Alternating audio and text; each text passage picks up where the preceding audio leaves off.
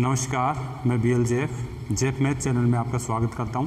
बेटा मैं रेगुलर मेहनत कर रहा हूं। अनुपात समानुपात अभी हम जो टॉपिक स्टार्ट हम कर रखे हैं उसमें आज जो है बहुत अच्छा पॉइंट हम पढ़ने वाले हैं।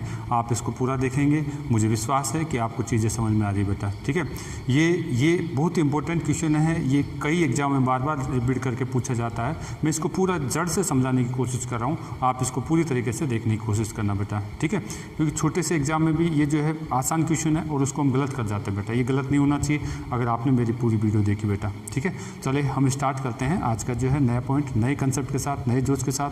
हमारे को क्या दिया हुआ, मैं आज जो पढ़ाना चाह रहा हूँ वो है क्या है, बराबर भिन्न का कंसेप्ट हमारे पास। ठीक है, बराबर अनुपात का या बराबर भिन्न का कंसेप्ट हम आज पढ़ने वाले हैं। देखिए बेटा हम क्या पढ़ने वाले हैं, बराबर भिन्न का या बराबर अनुपात का कंसेप्ट पढ़ने वाले हैं। ठीक है, जब दो या दो से अधिक अनुपात या भिन्न बराबर दी जाए तथा जो क्रिया अंशों के साथ की जाए, अंशों के साथ क्या क्रिया की जा सकती है, अंशों को जोड़ा जा सकता है, अंशों को आपस में घटाया जा सकता है। ठीक है, तो जो क्रिया अंशों के साथ की जाए वही क्रिया आपकी हरों के साथ की जाए तो इस प्रकार, यानी हर जो होते हैं उनके साथ, जो अंशों के साथ अगर मैं सभी को जोड़ रहा हूँ तो वही क्रिया मैं हरों के साथ जोड़ने की क्रिया करूँ, या फिर अंशों को मैं घटाने की क्रिया कर रहा हूँ तो वही क्रिया मैं अंशों के साथ हरों के साथ घटाने की क्रिया करूँ।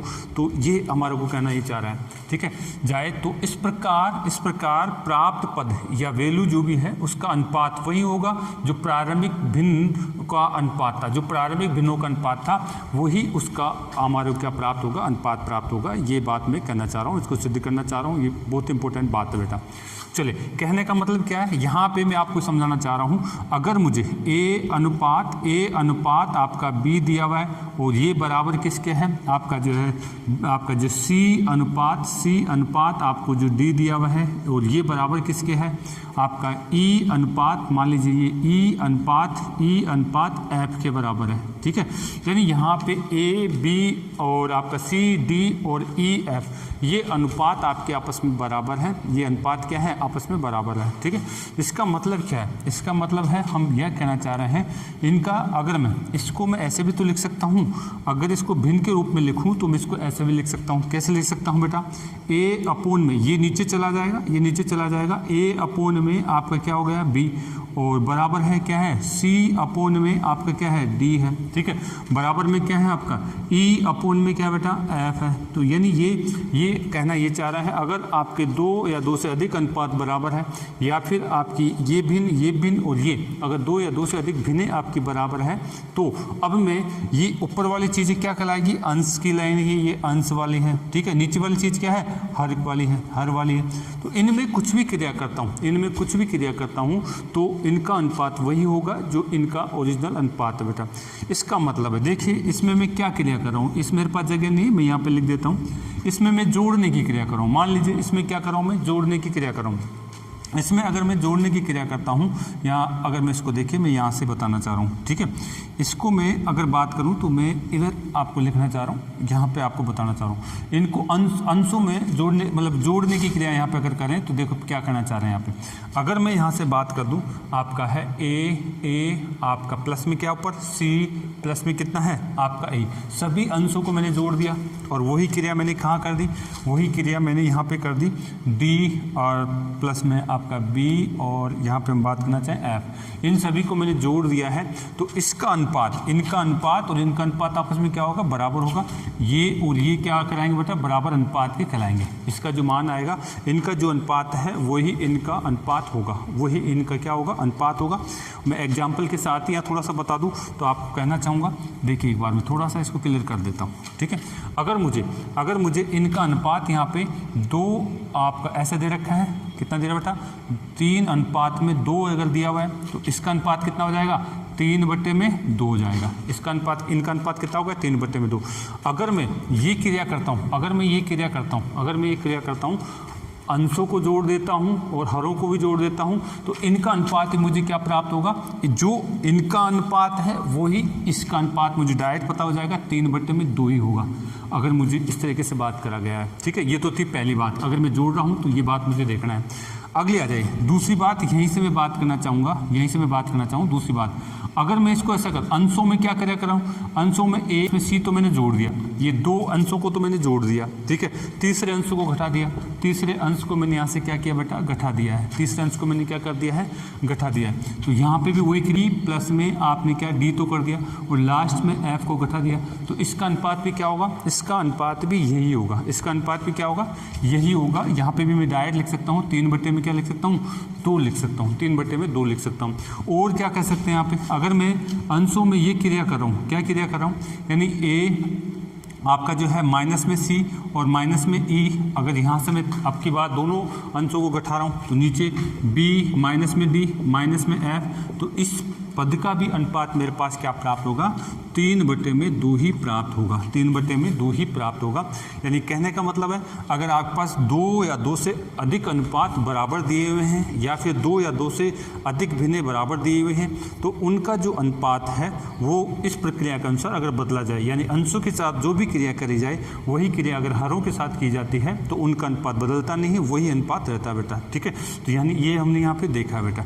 तो इसको आप जो है उतार लेंगे, इस पर क्वेश्चनों का भी अभ्यास हम करने वाले हैं, इस पर क्वेश्चन का भी अभ्यास हम करने वाले हैं। लेकिन एक बेसिक जो नियम कंसेप्ट था जिसको मैंने थोड़ा सा समझाने की कोशिश करी, आप इसको इस तरीके से उतारेंगे। एक बार आप उतारिए फिर बात देखिए बेटा, मैं आपको फिर से समझाने की कोशिश कर रहा हूँ कि जब 2 या 2 से अधिक के अनुपात या भिन्न बराबर दी गई है तो और जो उनका अनुपात हमारे को दिया हुआ है, और तो इस प्रकार से अगर अंशों के साथ कुछ क्रिया कर दी जाए या हरों के साथ कुछ क्रिया कर दी जाए तो इन पदों का अनुपात क्या होगा, मैं यहाँ पे आपको बताना चाह रहा हूँ। एक क्वेश्चन के टाइप में मैंने आपको समझाने की कोशिश कर रहा हूँ। यानी ये मेरा इक्वेशन है इस तरीके से, ए अपॉन में बी बराबर है, सी अपॉन में डी बराबर है, ई अपॉन में एफ बराबर है। इनका अनुपात किसके बराबर दे रखा है, 3 अनुपात में 2 के आपको दे रखा है, 3 बटे में 2 को दे रखा है।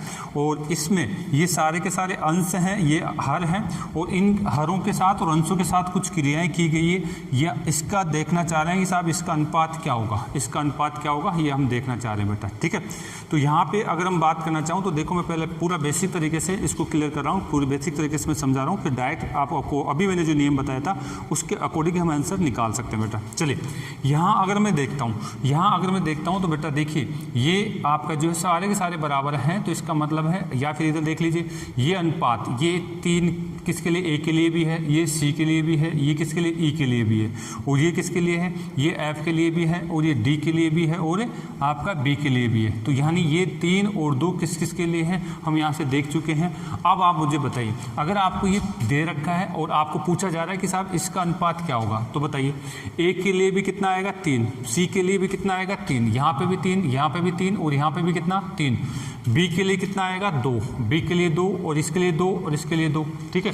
तो मैं इन सबको जोड़ दूँ क्या, इन सबको मैं जोड़ देता हूँ, तो इन सबको मैं जोड़ देता हूँ, हमारे पास ऊपर वाले को जोड़ता हूँ तो मेरे पास आ जाएगा बेटा आपका 9, और नीचे वालों को सबको जोड़ता हूँ तो कितना आ रहा है 6। तो यानी अब इसको मैं काट के देखता हूँ तो मेरे पास क्या आ जाएगा, यहाँ से काटूंगा तो 3 आएगा और नीचे कितना आ जाएगा 2 आ जाएगा। यानी वही अनुपात दिख रहा है क्या, वही अनुपात दिख रहा है जो इन भिन्नों का या इन जो है अनुपातों का था वही हमारे पास आ रहा है। इधर देखिए आप, यहाँ से अगर हम बात करना चाहें तो यहाँ पे भी हम वही प्रोसेस कर सकते हैं। इसका मतलब कितना है, ए का मतलब 3, सी का मतलब 3, और माइनस में इसका मतलब कितना है, इसका मतलब है आपके पास 3 ही आएगा, बटे में इधर हम बात करना चाह रहे हैं इसका मतलब कितना है, इसका मतलब 2, प्लस में आपका 2, और इसका मतलब भी कितना आएगा, माइनस में 2 ही आएगा, ठीक है। इसको मैं कैलकुलेट करता हूँ तो ये प्लस माइनस कट गए, तो फाइनल कितना आ रहा है 3 बटे में 2 ही मेरे पास बचेगा बेटा, ठीक है। यहाँ पे भी मैं ए बी सी के मान रख देता हूँ, यहाँ पे मैं बता चुका हूँ ए बी सी का मान क्या है, इन सभी का मान हम यहाँ पे हम बता चुके हैं। तो देखिए ए का मतलब ऊपर वाले सभी का मान आपका 3 होगा, 3 माइनस में 3 माइनस में 3, ठीक है। नीचे वाले सभी का मान इस अनुपात के अनुसार 2 होगा, आप लिखेंगे 2 माइनस में 2 माइनस में 2। बताइए आप यहाँ पे चेक कर पा रहे हैं, ये प्लस का है, ये माइनस का, ये तो 2 कट गए, तो माइनस का 3 ऊपर बच गया, ये प्लस का है, ये माइनस का, ये तो कट गए, यहाँ माइनस का 2 बच गया, माइनस से माइनस गया, फाइनल रिजल्ट कितना आ रहा है 3 अनुपात में 2 ही आ रहा है मेरे पास, ठीक है। इसको भी चेक कर लेते हैं। यहाँ पे सबका मान दे रखा है, ए बी सी सभी का मान दे रखा है, ऊपर वाले सब सारे अंश हैं, इनका सभी का मान किसके बराबर है, 3 के बराबर, 3 माइनस में 3 प्लस में, और आपका कितना है 3, नीचे सभी का मान 2 के बराबर है, इन 2 इसका 2 माइनस में 2 प्लस में आपका कितना है, आपका 2 है। तो यहाँ देख पा रहे हैं हम, यहाँ पे देखिए आपका ये प्लस माइनस ये दोनों कट गए, यहाँ पे भी प्लस माइनस ये दोनों कट गए, मेरा क्या बच गया मेरे पास, फाइनल मेरे पास कितना हो गया 3 बटे में 2 ही अनुपात बच रहा है, ठीक है। ऐसे ही इसमें भी मैं चेक करना चाह रहा हूँ, यहाँ पे चेक करते हैं। यहाँ पे चेक करिए आप क्या करा गया, यहाँ पे अगर हमारे पास दे रहा है ए सी और ई, ये अंश ही है, सारे अंशों का मान 3 के बराबर है। चिन्ह लगा देता हूँ, 3 प्लस में आपका है 3 माइनस में और 3। नीचे देखिए हर है, हरों का मान दे रखा है 2 2 के बराबर है, तो ये 2 आपका प्लस में 2 और यहाँ पे क्या आ जाएगा आपका प्लस में 2, प्लस में 2 आ जाएगा। अब आप इसको कैलकुलेट करिए, यहाँ पे हमने देखा कि ये आपका प्लस माइनस ये तो कट गया, बच गया कितना 3 बच गया। नीचे देखिए, नीचे कितने बच रहे हैं मेरे पास, नीचे आपके सारे के सारे प्लस के चिन्ह हैं, तो कितना आ रहा है 6 आ रहा है, काट दिया कितना आ रहा है 1/2। तो यहाँ से मैं क्या समझाना चाह रहा हूँ, यहाँ से ये समझाना चाह रहा हूँ कि यहाँ पे देखिए अंशों के साथ तो एक बार जोड़ा गया है और एक बार घटाया गया है, हरों में सभी में जोड़ दिया गया है। इसलिए जो नियम हमने अभी बताया था कि जो क्रिया अंशों के साथ की जाए वही क्रिया हरों के साथ की जाए, वो नियम यहाँ पे नहीं लग रहा है। इसका मतलब है इसका अनुपात चेंज होगा, इसका अनुपात क्या हो जाएगा बेटा, चेंज होगा। अगर जो क्रिया प्लस माइनस जो कुछ भी कर रहे हैं वो क्रिया हरों के साथ करी जाए तो अनुपात वही प्राप्त होता है जो आपकी जो प्रारंभिक भिन्न का था, जो प्रारंभिक मानों का था, वो हमारे पास प्राप्त होता है। तो इससे आपको समझ में आया होगा। तो ये तो आपको करना थोड़ी नहीं, हमने जो नियम पढ़ा था उसको समझाने के लिए, एक्सप्लेन करने के लिए मैंने आपको ये लिखा है मान। बाकी तो देखिए आपको करना कैसे, बाकी तो आप ये चेक करेंगे कि क्या जो क्रिया अंशों के साथ हो रही है वही क्रिया हरों के साथ हो रही है। तो आप डायरेक्ट आंसर की बात करेंगे। यहाँ मैंने मान पुट करके आपको थोड़ा सा क्लियर करने की कोशिश करिए कि ऐसा क्यों होता है, ठीक है। तो आप देखिए, आपको तो आंसर देखना है। अगर हमारे पास ऐसा क्वेश्चन आ जाता है, हमारे को ऐसा दे दिया जाए कि ये आपका मान दे रखा है, या ऐसे आपको दे दिया जाए और आपको पूछा जाए इसका मान क्या है, तो आप देखिए क्या ये सभी के सभी आपके जो है अंश हैं क्या। बिल्कुल, पहली बात तो सारे के सारे अंश हैं, ठीक है, सारे के सारे अंश हैं, ये आपके हर हैं और सभी में जोड़ हो रहा है, सभी में क्या हो रहा है, जोड़ हो रहा है, अंशों में भी जोड़ हो रहा है और हरों में भी क्या हो रहा है, जोड़ हो रहा है बेटा, यानी योग हो रहा है। तो इसका मतलब है अनुपात नहीं बदलेगा, जो अनुपात हमारे को यहाँ दिया हुआ है वही मेरा क्या होगा, आंसर होगा। इधर देखिए, यहाँ पे ए प्लस में सी हो रहा है, फिर बाद में लास्ट वाला जो है अंश क्या है वो आपका घट रहा है, और यहाँ पे आपका पहला इस तरीके से दे रखा है, ये दोनों जुड़े हैं, लास्ट वाला आपका घट रहा है। इसका मतलब है अनुपात नहीं बदलेगा, जो क्रिया अंशों के साथ हो रही है, जो क्रिया वही क्रिया हरों के साथ हो रही है। तो इसका मतलब है यही अनुपात मेरा, इसका आंसर आएगा 3/2। मुझे रखने की जरूरत नहीं है, यहाँ पे मैंने समझाने के लिए, आपको एक्सप्लेन करने के लिए मैंने मान रख करके आपको बताया है। लेकिन आपने अगर ये नियम लगाने की कोशिश करी तो आपके आंसर अच्छी तरीके से डायरेक्ट आ जाएंगे, देखते हैं आंसर आ जाएंगे, सोल्व करने की जरूरत नहीं। ये सारे के सारे अंश ये जरूर देख लेना कि कई बार जो है एग्जाम में आंसर को भी बदल देता है, वो मैं अगले कंसेप्ट में बताने वाला हूँ। ये सारे के सारे अंश हैं और ये सारे के सारे आपके हर हैं, इनमें जो प्रक्रिया हो रही है वही प्रक्रिया यहाँ हो रही है। इसका मतलब है मेरा अनुपात नहीं बदलेगा, 3/2 ही आएगा। ये सारे के सारे आपके ऊपर वाले अंश हैं, यहाँ पे हमारे पास ये सारे के सारे अंश यहीं दिख रहे हैं। यहाँ पे आपका जो है इनको जोड़ा जा रहा है और इसको क्या करा जा रहा है, हमारे पास एक में घटाया जा रहा है। इसका मतलब क्या है, इसका मतलब हम बात कर सकते हैं कि यहाँ पे मेरे पास क्या आएगा, अनुपात नहीं बदलेगा, वही रहेगा। जो क्रिया अंशों के साथ हो रही है वही क्रिया अगर हरों के साथ हो रही है तो मेरा अनुपात नहीं बदलेगा, जो अनुपात मूल भिन्न का है वही मेरा अनुपात होगा। लेकिन यहाँ आते ही देखते हैं ये सारे के सारे क्या है, अंश है। एक अंश जुड़ रहा है, फिर बाद में अगला अंश क्या है, घट रहा है, यानी ये सी जुड़ रहा है और ई घट रहा है। यहाँ देखिए, यहाँ पे चिन्ह चेंज हो गया क्या, यहाँ पे चिन्ह चेंज हो गया, यानी यहाँ पे आपका जो, अगर यहाँ पे भी माइनस होता तब तो कोई बात नहीं, अनुपात मेरा नहीं बदलता।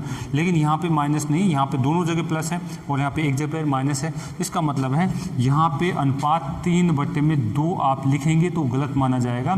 इसका अनुपात 3/2 नहीं होगा, इसका अनुपात 3/2 नहीं होगा। तो यहाँ हमने देखा कि हमारे को क्या चीज़ देख रही है, जो क्रिया अंशों के साथ हो रही है वही क्रिया अगर हरों के साथ हो रही है तो हमारे जो अनुपात हैं वो क्या होंगे, वही प्राप्त होंगे जो हमें मूल आपका जो भिन्न में या मूल क्वेश्चन में हमारे को दिया बेटा, ठीक है। तो और लिख लेते हैं ऐसे क्वेश्चन, और कहाँ गलती करते हैं उसकी बात और कर लेता हूँ बेटा, ठीक है। इसको हम जो है कंसेप्ट सीख रहे थे कि अंशों के साथ अगर जो क्रिया करी जाती है वही हरों के साथ कर दी जाए तो अनुपात नहीं बदलता है। वो जो मूल हमारे क्वेश्चन दे रखा है या मूल भिन्नें दे रखी रखी है, बराबर भिन्न दे रखी है, उन्हीं के बराबर क्या रहता है बेटा, अनुपात रहता है। उसी का देखिए अगला पॉइंट, छठा पॉइंट हम यहाँ पे छठा क्वेश्चन के रूप में देखना चाह रहे हैं। देखिए सारे के सारे अंश हैं क्या, बिल्कुल ए आपका सी और ई ये अंश हैं और अंशों को जोड़ा गया। नीचे देखिए बी डी और ई और हरों को आपस में क्या घटाया गया।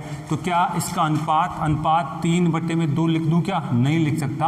इनका अनुपात 3/2 नहीं आएगा, क्योंकि जो क्रिया अंशों के साथ हो रही है वही क्रिया हरों के साथ नहीं हो रही है, इसलिए इसका अनुपात 3/2 में नहीं लिख सकता बेटा। ठीक है, तो आप देखिए यहाँ पे आ जाइए, इस क्वेश्चन में क्या दिया हुआ है, आपके अंशों में से घटाया जा रहा है। यहाँ पे क्या करा है, इसको तो घटा रहे हैं और इसको क्या है, जोड़ा जा रहा है। हरों को इस तरीके से चेंजिंग करा जा रहा है। तो क्या मैं इसका अनुपात भी 3/2 लिख सकता हूँ क्या, यहाँ पे भी मैं 3/2 नहीं लिख सकता।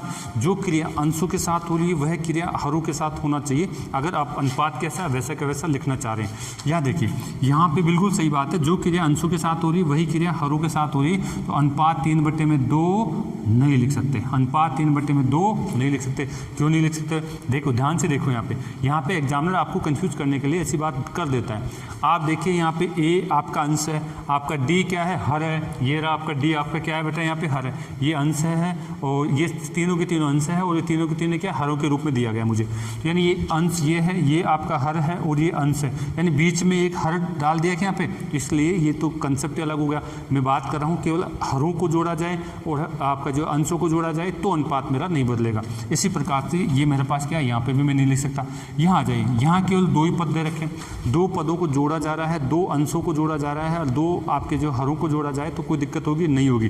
2 आप यहाँ पे बात करें तो इसका भी 3/2 ही अनुपात होगा। तो ये चीज़ मैं यहाँ से बताना चाह रहा था। एग्जामिनर अच्छे से इसमें क्वेश्चन डालता है, ये फर्स्ट टाइप का कंसेप्ट था जो मैंने आपको बताया बेटा। ठीक है, अब जो है अगले टाइप का जो है, इसी में अगला टाइप का कंसेप्ट हम पढ़ने चाह रहे हैं, वो मैं बताना चाह रहा हूँ। ठीक है, आप इस देखिए बेटा, बराबर भिन्न वाले कंसेप्ट में जो अगला जो है कंसेप्ट मैं आपको बताने वाला हूँ, ये भी बहुत अच्छा कंसेप्ट है और निश्चित रूप से यहाँ से क्वेश्चन पूछा जाता है। तो हम बात करेंगे इसकी। देखिए ध्यान से देखिए, हमारा क्या कहा है, किसी अनुपात या भिन्न को समान अंक से ऊपर या नीचे यानी अंश व हर को गुणा करने पर उसका अनुपात नहीं बदलता है। मैं समझाने की कोशिश कर रहा हूँ आपको।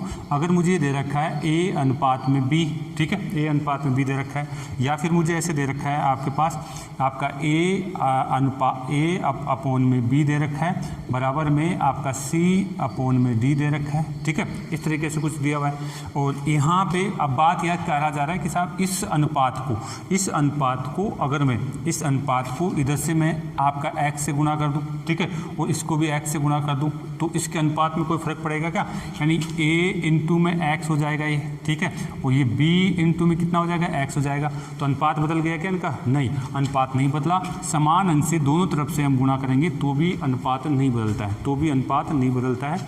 आप इसको ऐसे भी लिख सकते हैं, आपका ax अपॉन में आपका bx लिख सकते हैं। तो यानी इसका जो अनुपात नहीं बदला, अगर मैं इसको ऐसे लिख दूं साहब a अपॉन में b, तो मेरा अनुपात नहीं बदला। जो अनुपात यही है, यही वो अनुपात है, अनुपात नहीं बदलता है। यानी किसी भी अनुपात को मैं समान पद से ऊपर या नीचे गुणा कर देता हूं तो उसमें क्या होता है, अनुपात नहीं बदलता बेटा, उनका अनुपात नहीं बदलता है। ये बातें हमने सीखने की कोशिश करी।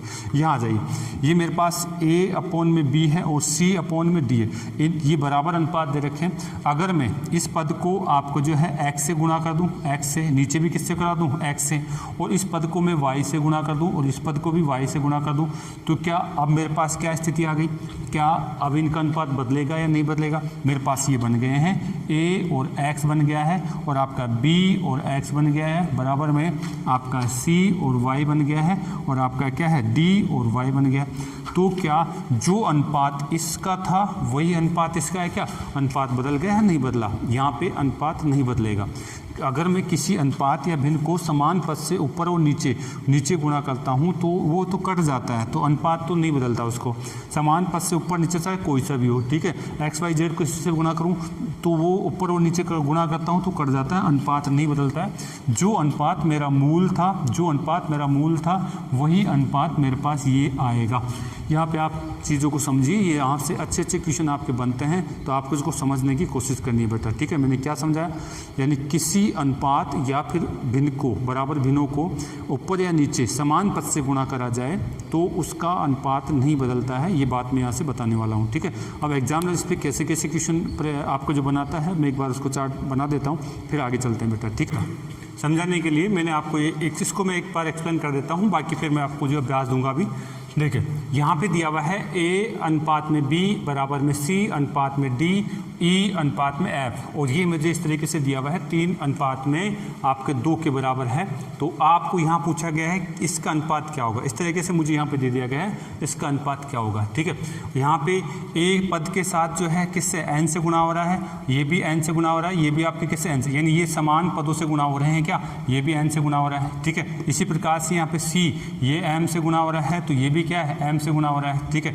ये आपका किससे E से, E आपका जो है किससे गुणा हो रहा है, L से गुणा हो रहा है, तो ये भी किससे हो रहा है, L से गुणा हो रहा है। यानी समान पद से अगर अंश और हर दोनों गुणा हो रहे हैं तो अनुपात थोड़ी बदलेगा, अनुपात नहीं बदलेगा। मैं डायरेक्ट बात कर सकता हूँ कितना होगा, 3/2 ही होगा, 3/2 ही होगा। अगर आप चीज़ों को समझ पा रहे हैं तो आप खुद भी आप बोल पाएंगे साहब इसका अनुपात नहीं बदलेगा। जो क्रिया अंश के साथ हो रही है वही क्रिया हर के साथ भी हो रही है। ये नियम हम अभी जस्ट इससे पहले देख चुके हैं, तो ये भी हमने देखा। दूसरी बात, कोई पद अंश के साथ और हर के साथ गुणा हो रहा है, समान पद से गुणा हो रहे हैं दोनों के दोनों, तो भी क्या होता है, अनुपात नहीं बदलता है। तो यहाँ पे हमने देखा कि साहब इसका अनुपात हमारे पास क्या है, 3/2 ही होगा। चलो एक बार इसको एक्सप्लेन कर लेते हैं, मान रख करके हम चेक कर लेते हैं क्या ऐसा होता है क्या, ठीक है, ऐसा होता है क्या, फिर मैं और थोड़ा सा अभ्यास कराऊंगा। देखिए बेटा यहाँ पे अगर मैं देख पा रहा हूँ तो आप बताइए ये तो कितना होगा, A/B हो गया, बराबर में ये कितना है, C/, में आपका जो है D है, और ये कितना है, E/, में कितना है, F है, और ये 3/, में कितना है, 2 है। ये 3 इसके लिए, ये 3 इसके लिए, ये भी इसके लिए, ये इसके लिए, ये इसके लिए, और ये इसके लिए। यानी हमें मान तो पता है, हम ये बातें देख चुके हैं। अब आपको डायरेक्ट दिखना चाहिए, ऐसे आपको लिखने की बार बार जरूरत नहीं है, ठीक है। मैं एक बेसिक बच्चे को लेकर चल रहा हूँ यहाँ पे। तो हम यहाँ पे मान रख दें क्या इनके लिए मान रख देते हैं। A के लिए 3 आएगा, इसके लिए भी 3 आएगा, इसके लिए भी कितना 3 आएगा, और इसके लिए 2 आएगा, इसके लिए 2 आएगा, इसके लिए 2 आएगा। मेरे पास कितना आ गया, 3n प्लस में आपका 3m प्लस में आपका 3l आ जाएगा। बताइए नीचे कितना आ जाएगा, 2n प्लस में आपका है 2m प्लस में आपका कितना है 2, आपका कितना आ गया, l आ गया। अब क्या करें, अब यहाँ से कोई चीज़ कॉमन आ रही तो कॉमन ले लूँ क्या, मैं 3 कॉमन ले लेता हूँ। ऊपर तो मैं 3 कॉमन ले लिया, यहाँ मेरे पास n प्लस में m प्लस में l बचेगा। नीचे क्या बचेगा, नीचे मेरे पास बचेगा 2, मेरे पास बचेगा यहाँ क्या हो जाएगा, n प्लस में m प्लस में l बचेगा। देखिए बेटा ये कट गई क्या, ये बराबर है इसलिए कट गई है, तो ठीक है, बच गया क्या मेरे पास। फाइनल रिजल्ट मेरे पास 3/2 ही अनुपात बच रहा है। तो यानी मैं अभी जो बात समझाई थी वही मैंने यहाँ पे वापस से समझाने की कोशिश करी है, मैंने सिद्ध करके कोशिश करी है कि अनुपात क्यों नहीं बदलता है, अनुपात क्यों नहीं बदलता है, यहाँ पे मैंने बताने की कोशिश करी। अब एग्जामिनर इस पर अच्छे अच्छे क्वेश्चन डालता है, मैं आपको जो अभ्यास करा चुका हूँ, अब मैं थोड़ा सा और देता हूँ ताकि आप वहाँ पर खुद करें। तो हम जो है इस कंसेप्ट को सीख रहे थे कि अगर हम बात करें कि किसी भी भिन्न या अनुपात को समान पद से ऊपर और नीचे गुणा कर दिया जाए तो उसका अनुपात नहीं बदलता है। और इससे पहले हमने क्या देखा था कि जो क्रिया अंशों के साथ की जाए वही क्रिया हरों के साथ कर दी जाए तो भी अनुपात नहीं बदलता है, ठीक है। चलिए इसको और अभ्यास में लेते हैं हमने देखे अभी इसको देख भी लिया था, वापस से फिर देख लेते हैं क्या हो रहा है। क्या ये अंशतः ये हर है, यहाँ पे अंश और हर यही तो ये अंश और हर कहलाएंगे, समान पद से गुणा हो रहे हैं क्या, बिल्कुल समान पद से गुणा हो रहे हैं। ये C और आपके ये D है, समान पद से गुणा हो रहे हैं क्या, बिल्कुल समान पद से गुणा हो रहे हैं। ये आपका E और F ये दोनों समान पद से गुणा हो रहे हैं क्या, L और समान पद से गुणा हो रहे हैं। क्या जो क्रिया अंशों के साथ जुड़ रहे हैं हरों के साथ वही क्रिया हो रही है क्या, हो रही है, तो फिर अनुपात नहीं बदलेगा, 3/2 लिख दूंगा, अनुपात 3/2 आ जाएगा। अभी हम बात कर चुके हैं, यहाँ आ जाइए। ये आपका A और B है, A और B का अनुपात अगर हम बात देखें तो यानी यहाँ देखिए K और K से तो गुणा हो रहा है। ये आपका C और M है, C और आपके क्या बेटा D होना चाहिए, यहाँ पे C और क्या है, यहाँ पे D, C और D है, ठीक है। तो C और D समान P से तो गुणा हो रहे हैं, यानी कोई पद समान पद से गुणा हो रहा है तो उसका अनुपात नहीं बदलता है। आप देखिए यहाँ पे आपका जो है आपका E, इसको भी आप क्या कर लीजिए, E कर लीजिए।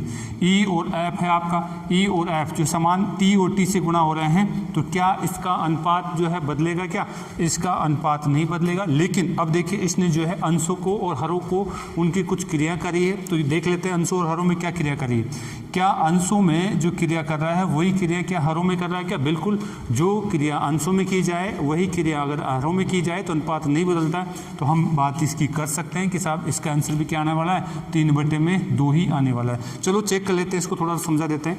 आप बताइए यहाँ पे एक के स्थान पे कितना लिखूंगा मैं, एक के स्थान पे इसके अकॉर्डिंग मैं लिखूंगा आपका 3, इसके अकॉर्डिंग में क्या लिखूंगा यहाँ पे 3 और यहाँ पे 3, इसके अकॉर्डिंग यहाँ पे कितना लिखा जाएगा, इसके अकॉर्डिंग यहाँ पे लिखा जाएगा 2, यहाँ पे बी के लिए 2 है, इसके लिए भी क्या है 2 है, इसके लिए कितना है 2 है। अगर मैं इसको बात करता हूँ तो ऊपर में चीज़ें कॉमन ले सकता हूँ क्या, ऊपर वाली चीज़ में कॉमन ले लेता हूँ तो 3/2 तो कॉमन आ गया, बच गया क्या मेरे पास के, आपका के प्लस में आपका क्या बच गया बेटा पी और माइनस में क्या बच गया आपका सी बच गया। ठीक है, वैसे ही नीचे भी मुझे पास क्या बच गया, के प्लस में आपका पी और माइनस में क्या बच गया टी, ये टी है। तो समान पद बच रहे हैं क्या, ऊपर और नीचे, समान पद ऊपर और नीचे बच रहे हैं। तो आप कहेंगे कि साहब इसका अनुपात नहीं बदलेगा, यही हमारे पास क्या आएगा, अनुपात आएगा बेटा, यही हमारे पास क्या आएगा, अनुपात आएगा।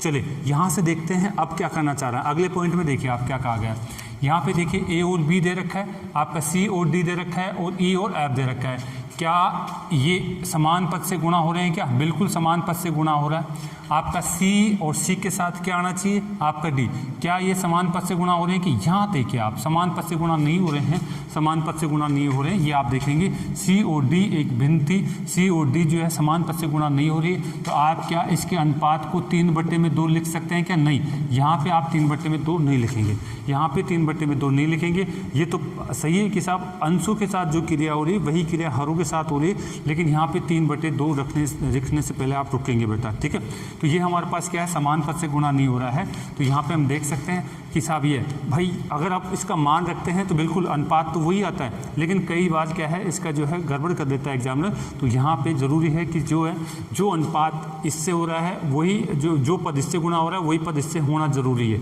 ठीक है, जो पद इससे गुणा हो रहा है वो ही पद इससे गुणा होना ज़रूरी है, आप इस बात को ध्यान में रखेंगे बेटा। चलिए आप देखते हैं यहाँ पे ए दिख रहा है, आपका जो है बी है और क्या है सी है, ए बी सी अंशों के रूप में है, और ये क्या है डी बी डी और आप क्या है ई है। इसको आप क्या कर लीजिए, ई कर लीजिए, फिर इसको क्या ई कर लेना है। ठीक है, इसको क्या कर लेना है, मुझे ई कर लेना है।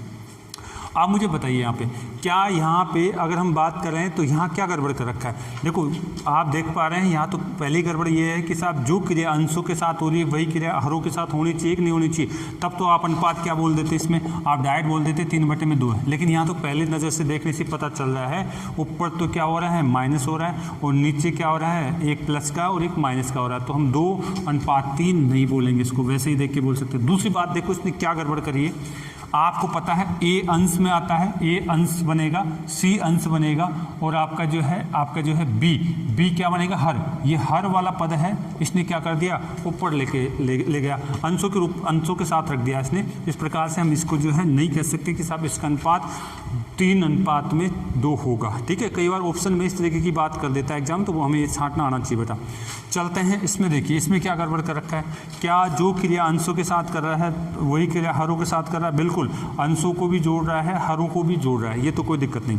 अच्छा, जो आपका जो है अब देखते हैं क्या गड़बड़ करना चाह रहा है। यहाँ पे ए आपका अंश था तो फिर बी क्या होना चाहिए था, हर। ए आपका अंश है तो बी क्या होना चाहिए, आपका हर होना चाहिए, तो बिल्कुल सही है। आपका यहाँ पे देखते हैं तो इसने क्या करते हैं, फिर से बी लिख दिया, क्या फिर बी लिख दिया और फिर क्या लिख दिया डी, यानी बी और डी इनका तो कोई रिलेशन हमारे पास दिया ही नहीं था। तो इस प्रकार से हम गड़बड़ कर दिए इसने। दूसरी बात, एफ को भी इसको भी क्या कर दिया है, अंशों के साथ लग दिया है, जबकि ये किसके साथ आना चाहिए, हरों के साथ आना चाहिए हमारे नियम के अकॉर्डिंग अगर हम इसको देखें तो बेटा। तो इसका अनुपात आपका 3:, अगर आपका 2 होगा क्या, इसका भी नहीं होगा। ठीक है, इसका भी नहीं होगा, ये आप ध्यान रखेंगे बेटा। इधर आ जाइए, इसकी बात करें तो क्या हो रहा है इसमें देखिए ए आपका क्या है, ए आपका अंश है। ठीक है, आपका सी भी अंश है, बिल्कुल सी भी अंश में आएगा, ई भी क्या है, अंश में आएगा। और इधर देखिए एफ आपका है, यहाँ क्या दे रखा हमारे पास, एक्स और क्या है, सॉरी बी और आपका डी, यानी ये दे तो रखा है। तो क्या इनका अनुपात हमारे पास वही होगा क्या, देख लेते हैं क्या होता है। आप देखिए यहाँ पे ए के साथ में x है तो फिर b के साथ भी क्या होना चाहिए, b के साथ भी x होना चाहिए। इसने उल्टे सीधे कर दिए हैं तो उससे कोई दिक्कत नहीं, हमें चेक करना है a के साथ में अगर एक को मैं x से गुणा करता हूँ तो इसको भी x से ही गुणा करूँगा, ठीक है। तो ये तो बात सही, इन दोनों की तो सही जम रही है, ठीक है। आगे देखें, c के साथ में y है तो फिर d के साथ भी y होना चाहिए, d के साथ भी y होना चाहिए, यानी c के साथ में y है तो फिर मैं इसको y, तो कोई दिक्कत होगी क्या, नहीं होगी। आ जाइए इधर आ जाइए, आपका e के साथ में z है, e के साथ में z है तो फिर f के साथ में भी z होना चाहिए। e के साथ में z से गुणा हो रहा है तो f भी z से गुणा हो रहा है, इसका मतलब है अंश और हर आपके समान पद से गुणा हो रहे हैं तो हमारा अनुपात नहीं बदलेगा, हमारा अनुपात नहीं बदलेगा। प्लस अंशों में जो क्रिया करी जा रही है वही क्रिया हरों में की जा रही है तो हमारा अनुपात नहीं बदलने वाला। तो आप देखिए हम यहाँ पे लिख देंगे 3/2 हम दे देंगे और इसका आंसर सही होगा, ठीक है। कई देखिए यहाँ तो क्या सीधा सीधा दे रखा है A, C, E और यहाँ पे भी क्या है B, D, F, लेकिन इसने क्या कर दिया, इनका जगह चेंज कर देगा तो बच्चा क्या है इसको रट लेता है तो फिर यहाँ पे क्या थोड़ा सा भी ऊपर नीचे करते ही बच्चा क्या टेंशन में आ जाता है बेटा, ठीक है। तो ये चीज़ आपको आनी चाहिए, मैं इसको समझा चुका हूँ तो बेटा आप इसको उतारिए। अगला पॉइंट फिर देखते हैं हम इसके अंदर।